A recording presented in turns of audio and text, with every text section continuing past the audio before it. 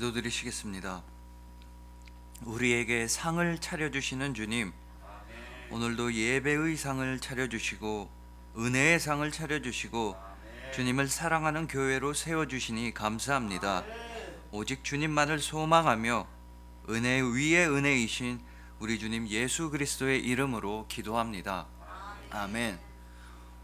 오늘은 먹으라 라는 말씀으로 주님의 은혜를 함께 나누도록 하시겠습니다. 여러분, 수십 년 전부터 미국의 교회들 사이에서는 하나님의 궤, 언약궤 법궤에 관한 농담 하나가 전해져 내려옵니다.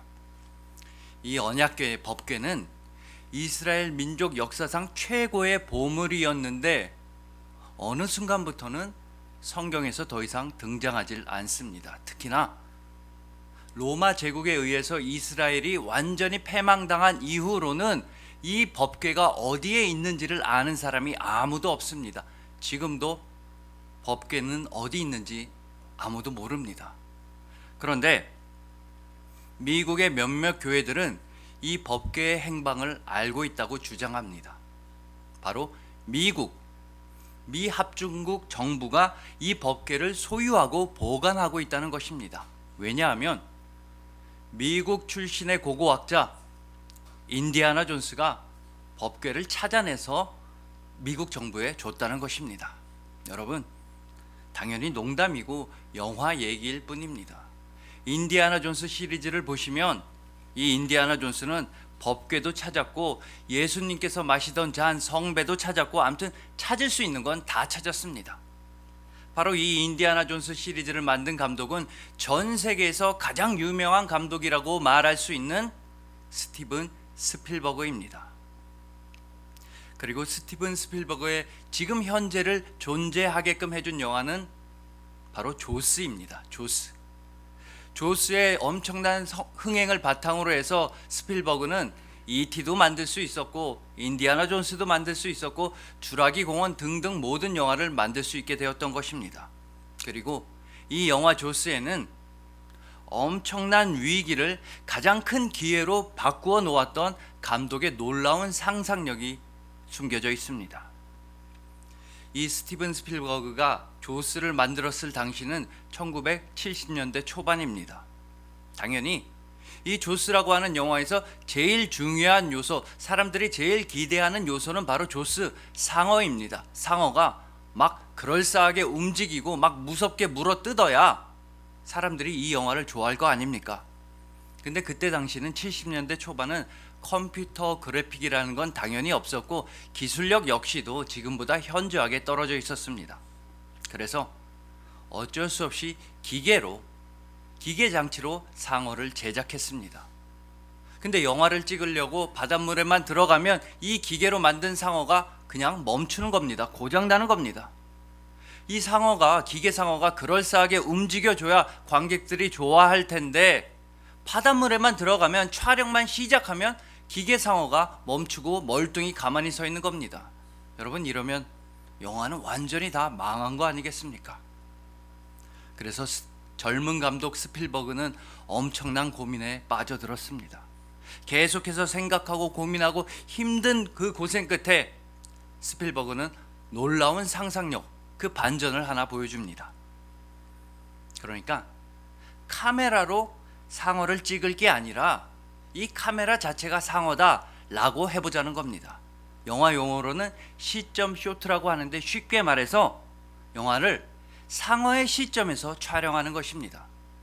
여러분들이 예전에 보셨던 그 영화 조스를 한번 떠올려 보시면 그 영화에서 가장 무섭고 가장 흥미진진한 장면은요, 의외로 상어가 등장하는 장면이 아닙니다. 대신에 아무것도 모르는 사람들은 물 위에서 태평하게 물장구를 치고 막 놀고 있는데 물속에서는 그 무서운 상어가 이 사람 다리를 잡아먹을까, 저 사람 팔을 물어 뜯을까, 그 장면이 제일 무섭습니다. 즉 상어의 시점에서 누구를 공격할까, 누구를 먹잇감으로 삼을까 라는 장면이 제일 무서운 것이었습니다. 그래서 그런 장면을 통해서 이 망할 뻔했던 영화는 엄청난 흥행을 거두게 되었습니다.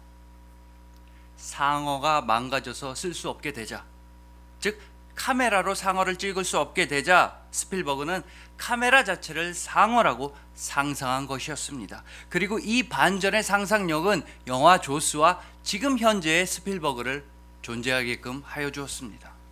여러분, 이처럼 우리의 삶이 절망에 빠졌을 때에는, 우리 삶이 너무나 답답할 때에는 그 안 좋은 상황을 단번에 역전시킬 한 방이 필요합니다. 그리고 그 역전의 한 방은 오직 우리 주 예수님께만 있습니다. 죽음을 이기신 분보다 더 뛰어난 역전의 용사는 없습니다. 인간이 되신 하나님보다 더 이상 가는 반전은 있을 수가 없습니다. 우리를 영원히 사랑하시는 예수님만이 우리가 의지할 유일한 분이 되어주시는 것입니다. 그래서 오늘 본문 말씀과 함께 말씀 목회 공동체의 책의 내용을 더해서 예수님의 은혜를 풍성하게 누리는 우리 모두가 되기를 소망해 봅니다. 오직 예수님 한 분만으로 영원한 승리와 영원한 생명을 누리시는 여러분들을 주님의 이름으로 축복합니다. 자, 오늘 본문 말씀을 함께 읽으셨다시피 예수님께서 갈릴리 바닷가에서 제자들에게 아침상을 차려주신 이야기입니다. 본문 12절에서 예수님은 분명히 와서 조반을 먹으라 라고 말씀하시기 때문입니다. 근데 여러분, 왜 하필이면 제자들이 아침을 먹게 되었느냐 하면 그 제자들은 밤새도록 물고기를 잡았기 때문입니다. 더 정확하게는 밤이 새도록 수고하고 애를 써서 물고기를 잡아보려고 했지만 그 제자들은 단 한 마리도 잡질 못했습니다. 매우 답답하고 매우 힘들고 매우 절망적인 상황 가운데 저 멀리서 아침 해가 떠오르고 있었습니다. 그런데 바로 이때 역전의 명수 예수님께서 등장하십니다. 배 오른쪽으로 그물을 던져라. 예수님의 이 말씀대로 하자 엄청난 물고기가 잡히게 되었습니다. 그물을 끌어올리기 힘들 정도였습니다. 그 순간 제자들은 예수님을 알아차리게 되었습니다.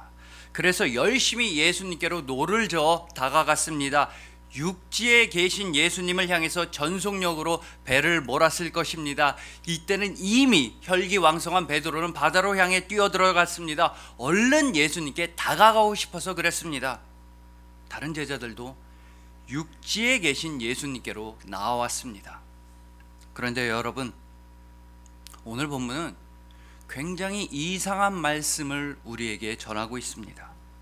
베드로를 필두로 해서 모든 제자들이 육지로 올라왔습니다. 예수님 계신 곳으로 올라왔습니다. 그러나 오늘 본문 말씀은 육지에 올라온 그 제자들의 눈에 가장 먼저 들어온 것은 이것이라고 증언하고 있습니다.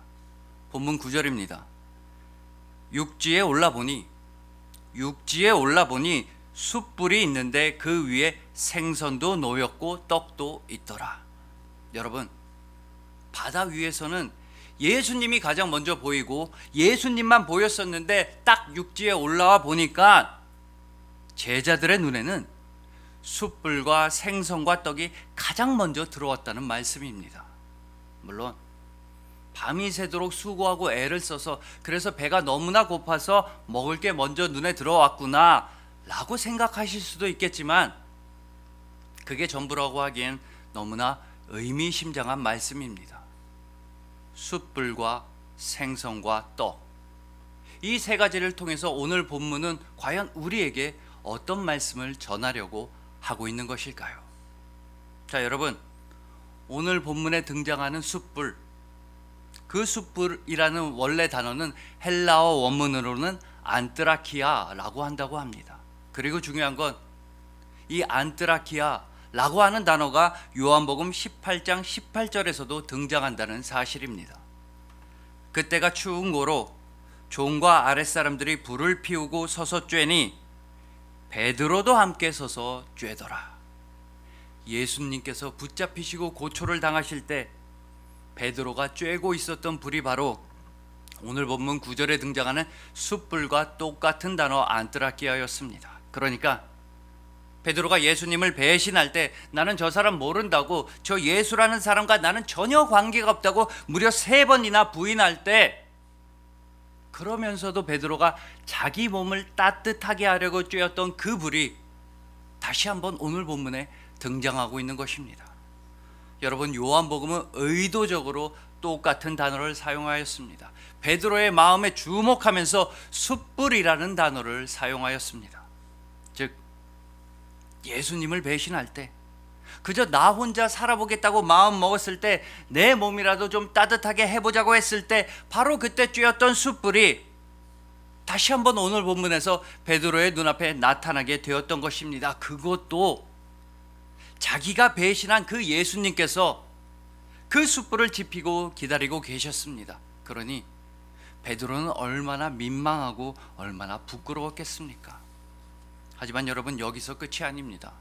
오늘 본문 9절 말씀은 분명히 그 숯불 위에 생선과 떡이 놓여 있었다고 증언합니다. 여러분, 이 생선은 베드로로 하여금 예수님과의 첫 만남을 떠올리게 했을 것입니다. 누가복음 5장, 그 갈릴리 바닷가에서 예수님을 처음으로 만났을 때 예수님께서는 베드로한테 깊은 곳에 가서 그물을 던져라 라고 말씀하셨습니다. 그 말씀에 순종했던 베드로는 수많은 물고기를 잡게 되었습니다. 그 놀라운 기적 앞에서 베드로는 그 자리에서 오직 예수님만을 따르기로 결심하고 결단했었습니다. 그리고 오늘 본문에서도 그 첫 만남 때와 똑같이 예수님은 놀라운 말씀으로 베드로로 하여금 수많은 물고기를 잡게 하셨습니다. 그러니 생선은 베드로로 하여금 예수님과의 첫 만남을 떠올리게 하는 상징이었을 것입니다. 또한 떡은 예수님과의 마지막 식사를 의미합니다. 최후의 만찬에서 예수님께서는 떡을 떼어 나눠주시면서 이 떡은 너희를 위한 나의 몸이다 라고 힘주어 말씀하셨습니다. 예수님께서 이제 곧 십자가에서 죽으셔야 한다는 말씀을 하셨던 것입니다. 그러나 베드로는 이때도 자기는 죽을지언정 예수님과 끝까지 함께 하겠다고 맹세했습니다. 다른 사람들은 다 예수님을 배신할지라도, 내 친구들, 내 제자들은 예수님을 다 버린다 할지라도, 나만큼은, 나 베드로만큼은 절대로 예수님을 배신하지 않는다고 예수님께서 떡을 떼어 주실 때 그 최후의 만찬에서 베드로는 다짐하고 또 맹세했던 것입니다. 하지만 여러분, 베드로는 예수님을 배신하였습니다. 3번이나 모른다고 했습니다. 생선 잡는 어부였던 나를 찾아오신 예수님을 배신했습니다. 예수님과의 첫 만남, 예수님을 향한 그 첫사랑을 베드로는 배신했던 것입니다. 또 베드로는 예수님과의 마지막 식사에서의 맹세 또한 배신했습니다. 당신의 몸을 떼어주시며 당신의 피를 흘리시는 예수님의 십자가 곁에 베드로는 근처에도 가지도 않았습니다. 예수님께서는 고초를 당하신다 할지라도 그저 내 한 몸이 추워서 내 한 몸 좀 따뜻하게 해보려고 숯불을 쬐면서 예수님을 모른다고 3번이나 부인했습니다.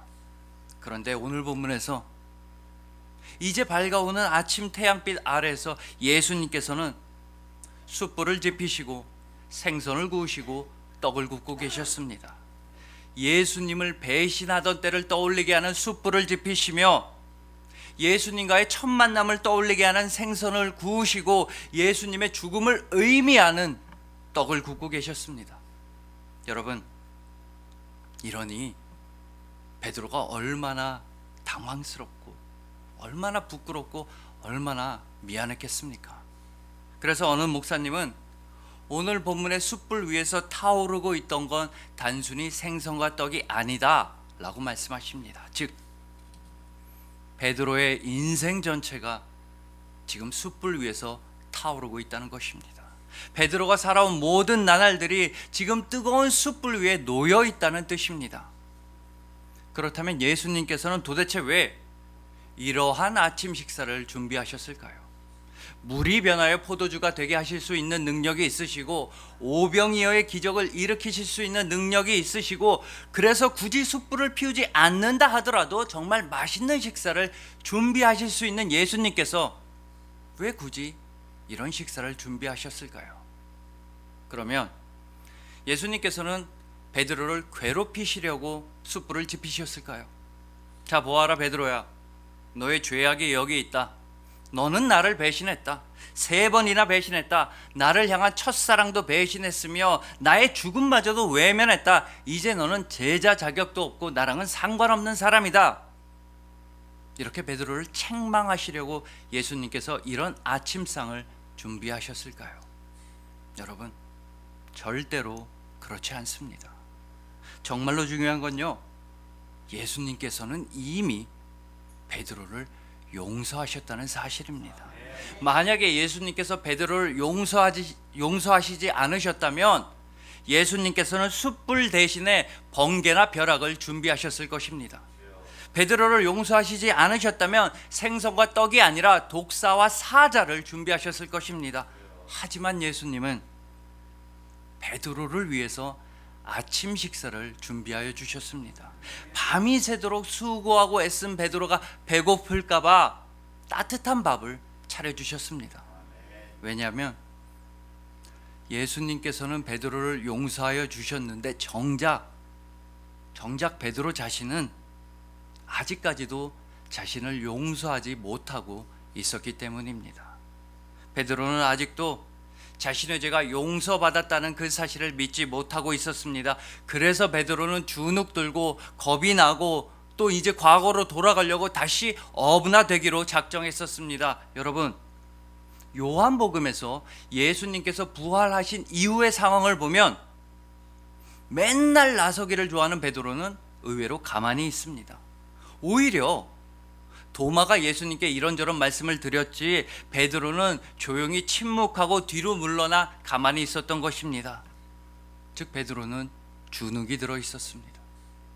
예수님께서는 그런 베드로가 안쓰러워서, 겁을 먹고 불쌍한 베드로가 안쓰러워서 베드로를 위한 식탁을 차려주셨습니다. 보아라, 아무것도 아니다.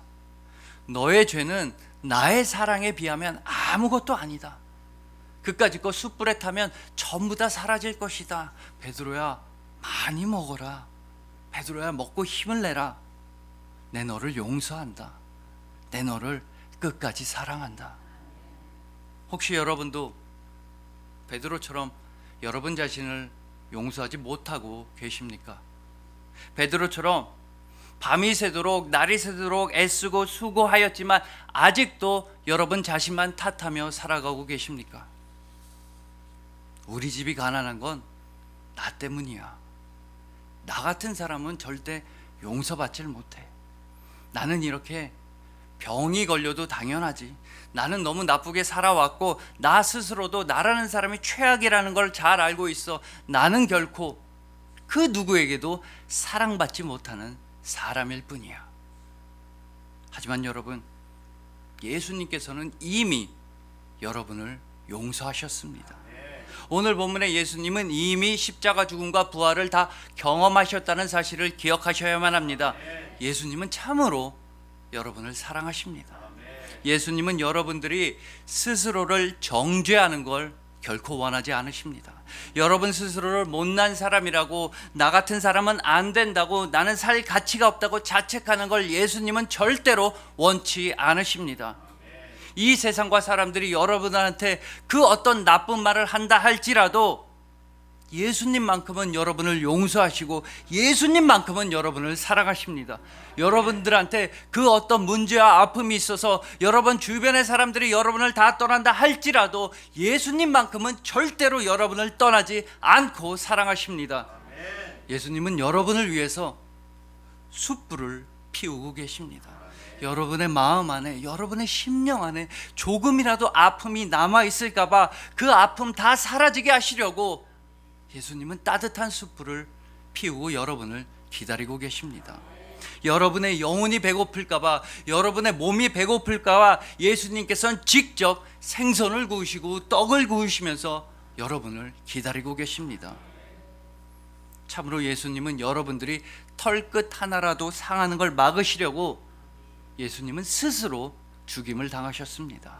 여러분들이 안전하게 하늘나라에 들어가게 하시려고 예수님께서는 그 모든 채찍질을 여러분을 대신해서 맞으셨던 것입니다. 그러니 부디 이제는 좀 여러분 스스로를 용서하십시오. 이제는 좀 죄책감과 자책에서 자유로워지십시오. 예수 그리스도께서 여러분을 용서하시고 예수 그리스도께서 여러분들을 이해하시는데 이 세상 그 누가 여러분을 감히 정죄할 수가 있단 말입니까? 스스로를 용서하시고 스스로를 자랑스럽게 생각하십시오. 예수님은 정말로 오늘 본문을 통해 여러분들에게 말씀하십니다. 그래, 베드로처럼 너희도 세상살이가 참 뜻대로 안 되었구나. 정말로 힘들었구나. 그래도 나는 너희가 참 기특하다. 너희들 참 잘 버텨왔다. 참 잘 해주었어. 괜찮다. 그저 가족들을 위해서 애쓰고 그저 교회를 위해서 애쓰느라 지금까지 너무나 수고 많았다. 늘 사랑하느라, 늘 사랑 때문에 애썼구나. 나는 정말로 너희가 대견하다. 나는 너희가 자랑스럽다. 여러분, 예수님의 이런 사랑을 받으시고 예수님의 이 은혜를 마음껏 드시길 소망합니다. 여러분들을 완전히 용서하여 주시는 예수님을 믿으시고 여러분을 영원히 사랑하는 주님을 신뢰하시길 소망합니다. 그 예수님께서 여러분에게 말씀하십니다. 와서 조반을 먹으라. 와서 먹으라. 아침 일찍부터 나의 사랑을 먹고 마시거라. 영원히 먹으라. 예수 그리스도의 용서와 은혜로 말미암아 영원한 생명 양식을 드시는 여러분들을 주님의 이름으로 축복합니다. 자, 다음으로 오늘 본문에서 예수님께서 베풀어 주신 그 아침상에 대해서 함께 알아보시겠습니다. 일단 결론을 먼저 말씀드리자면요, 예수님께서는 일단 우리를 먹이시는 분이십니다. 상을 차려주십니다. 잘 아시는 대로 예수님께서는 오늘 본문 이후에 베드로한테 이런 말씀을 하십니다. 내 양을 먹이라. 내 양떼들을 치라. 내 양떼들을 먹이라 라고 3번이나 말씀하십니다. 참으로 귀중한 소명과 직분을 베드로에게 주신 것입니다. 그래도 예수님은 내 양을 먹이라 라고 말씀하시기 전에 일단 우선은 베드로를 먹이시는 분이십니다. 선한 목자이신 예수님은 당신의 양 베드로를 일단 먹이시고 그런 다음에야 일을 시키는 분이십니다. 지금으로 말하자면 정말 직원복지가 최고인 회사이고 정말로 존경받는 리더십을 실천하셨던 것입니다. 그런 선한 목자 예수님께서 차려주시는 오늘 본문의 아침상은 우리로 하여금 시편 23편을 떠올리게 합니다. 선한 목자 주님께서 그 푸른 초장에서 우리를 먹이시고 그 쉴만한 물가에서 우리에게 물도 먹이시고 우리를 쉬게 하신다는 그 시편 23편에서는 정말 최고로 놀라운 상이 우리 앞에 펼쳐지고 있습니다. 시편 23편 5절 말씀입니다. 주께서 내 원수의 목전에서 내게 상을 차려주시고 기름을 내 머리에 부으셨으니 내 잔이 넘치나이다. 여러분, 원수의 목전에서 원수의 눈앞에서 먹는 상은 무슨 뜻이겠습니까? 예를 들어서 시편 23편을 노래한 다윗을 한번 떠올려 보시면 좋을 것 같습니다. 다윗은 이스라엘 민족 전체의 원수였던 골리앗과 한판 대결을 펼친 적이 있습니다. 그때 주님께서 다윗한테 그 원수 골리앗의 목전에서 원수의 눈 앞에서 상을 베푸시는 겁니다. 그러면 무슨 뜻이겠습니까?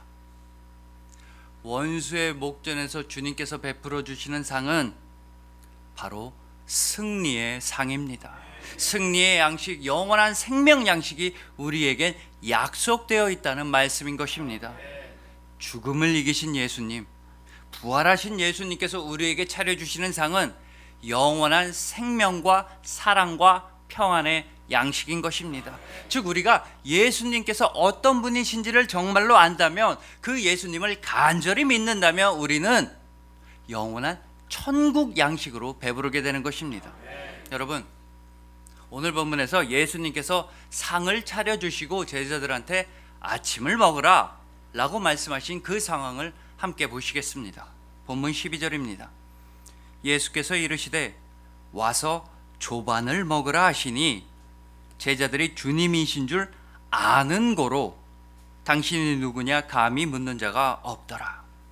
예수님께서 친히 상을 차려주시자, 친히 숯불을 지피시고 생선과 떡을 구워주시자 감히 누구냐고 묻는 제자들이 없었습니다. 참으로 고요하게 조용하게 아침상을 나누었던 것입니다. 그러나 그 고요함은 정말 완전한 행복의 침묵이었을 것입니다.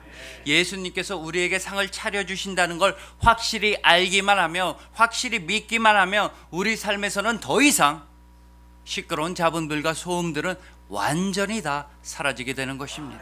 주님과 동행하며 주님과 함께 식사하는 그 아름다운 고요함이 우리를 찾아올 것입니다.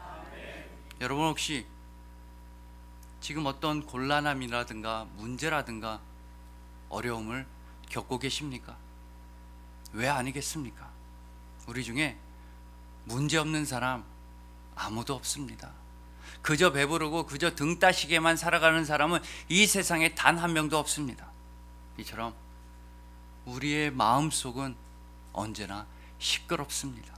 세상의 소음과 세상의 잡음들이 우리의 고요함을 방해하고 있습니다. 하지만 주님께서는 우리에게 상을 차려주십니다.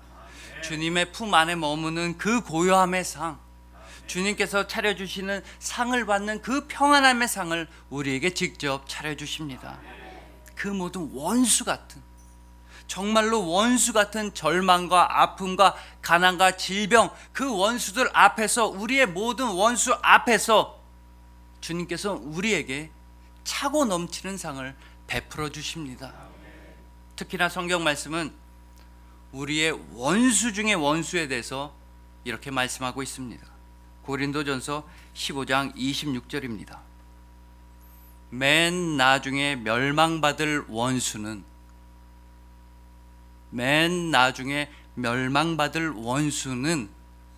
사망이니라. 예수님께서는 사망 앞에서, 우리의 원수 사망 앞에서 우리에게 상을 차려주십니다. 직접 숯불을 지피셔서 사망의 악취를 사라지게 해주십니다. 예수 그리스도의 몸과 보혈로서 사망을 이겨낼 생명의 성찬을 우리에게 차려주십니다. 지금도 여러분 앞에는 예수님께서 친히 차려주신 생명의 상이 펼쳐져 있습니다. 바로 성경 말씀입니다. 여러분들이 지금 이 순간 펼치신 요한복음 21장 말씀은 예수님께서 여러분들에게 친히 펼쳐주신 생명의 상입니다.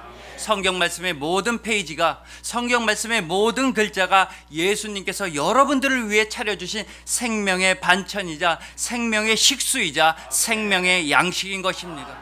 그러므로 여러분들은 이미 모든 시간과 모든 장소에서 예수님의 생명의 상을 받고 계신 겁니다. 말씀이신 예수님께서 말씀으로써 여러분들에게 놀라운 상을 베풀어 주고 계십니다. 그 예수님께서 차려주신 식탁, 얼마나 감사한 일입니까? 예수님의 말씀 안에서 진정한 생명과 진정한 건강과 진정한 안식을 누리시기를 참으로 소망합니다. 예수님께서 베풀어 주신 생명의 양식을 행복하게 누리시는 여러분들을 주님의 이름으로 축복합니다.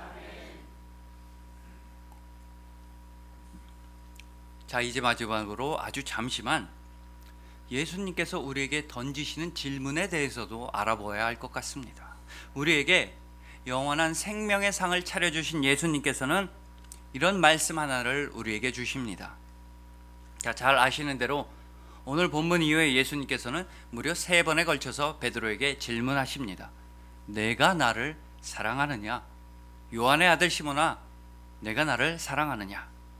여러분, 이 말씀에 숨어있는 말씀은 무엇이겠습니까? 내가 나를 사랑하느냐? 라는 이 질문의 행간에는 어떤 귀한 말씀이 자리하고 있습니까? 바로 이것입니다. 내가 나를 사랑하느냐? 근데 나는 너를 사랑한다. 나는 너를 정말로 사랑하는데, 나는 너를 진짜로 사랑하는데 너도 나를 사랑하느냐? 바로 이 말씀인 것입니다. 다른 말로 하자면 베드로가 먼저 예수님을 사랑한다고 고백한 것이 아니라 예수님께서 먼저 베드로를 사랑한다고 고백하신 것입니다. 예수님께서 베드로한테 사랑을 독촉하신 것이 아니라 예수님께서 먼저 한이 없으신 사랑을 베드로에게 선포하여 주신 것입니다. 그리고 베드로는 그 사랑에 감동하여서 예수님을 사랑한다고 고백했습니다. 3번에 걸쳐서 주님 사랑합니다 라고 말씀드렸습니다. 베드로의 이 사랑의 고백을 다 들으신 예수님께서는 마지막으로 베드로한테 이런 말씀을 하셨습니다. 요한복음 21장 19절과 22절에서 예수님은 말씀하십니다. 나를 따르라. 그러니까 예수님께서는 베드로의 사랑 고백을 다 들으시고서는 말씀하시는 것입니다. 나를 따르라. 너는 이제 나를 사랑하는 너는 이제 나를 충분히 따를 수 있다. 그러므로 여러분들이 예수님을 사랑하기만 한다면 그걸로 충분합니다. 여러분들에겐 돈도 필요 없고, 여러분들의 명예도 필요 없고, 여러분들의 건강도 필요 없고, 여러분들이 어떤 사람인지도 필요 없습니다. 우리의 주님 예수 그리스도를 따르기 위해서는 오직 하나, 사랑만이 필요할 뿐입니다. 그리스도인, 이 아름다운 말은 바로 여러분들을 위해 예비된 말입니다. 예수님과 닮은 사람들, 예수님을 따르는 사람들에게 허락된 아름다운 호칭인 것입니다. 저는 물론 여러분들이 그 어떤 무엇으로 불려도 감사하게 생각합니다. 여러분들이 사장님이라고 불려도 감사하게 생각하며, 여러분들이 대리님, 아저씨라고 불려도 감사하게 생각하며, 여러분들이 학생이어도 가정주부라고 불려도 저는 매우 감사하게 생각합니다. 그러나 제가 주님께 정말로 감사하고 제일로 감사하는 건 주님께서 여러분을 그리스도인이라고 불러주셨다는 것입니다. 예수 그리스도께서 여러분들을 그리스도인이라고 택하여 주시고 불러주셨습니다. 여러분들은 다른 그 무엇보다 먼저 그리스도인입니다. 여러분들은 언제 어디서나 그리스도인인 것입니다. 이것이 우리의 기쁨이자 행복입니다. 이 세상 그 무엇과도 바꿀 수가 없습니다. 우리는 바로 그리스도인, 예수님께서 직접 차려주신 생명의 잔치상을 받는 우리는 행복한 그리스도인인 것입니다. 그리하여 예수 그리스도께서 직접 용서하시고 예수님께서 직접 사랑하시는 여러분들, 원수의 목전에서 주님의 상을 받으시는 여러분들, 오직 그리스도인이신 여러분들을 진심으로 사랑하고 축복합니다. 기도드리시겠습니다. 우리에게 상을 차려주시는 주님, 아무런 자격도 없고 아무런 능력도 없었는데 오직 주님의 은혜로 주님 앞에 서게 되었습니다. 아멘. 어찌하여 우리를 사랑하시고 어찌하여 우리를 위해 돌아가셨나이까. 주님, 주님의 그 은혜로 말미암아 이제 우리는 그리스도인이 되었습니다. 아멘. 언제나 사랑한다 말씀하시고 늘 용서한다 말씀하시니 감사합니다. 아멘. 오직 주님 닮기를 소망합니다. 아멘. 그리스도인 되기를 소망합니다. 아멘. 주님만 사랑하기를 소망합니다. 아멘. 은혜 위에 은혜이신 우리 주님 예수 그리스도의 이름으로 기도드렸습니다. 아멘. 아멘.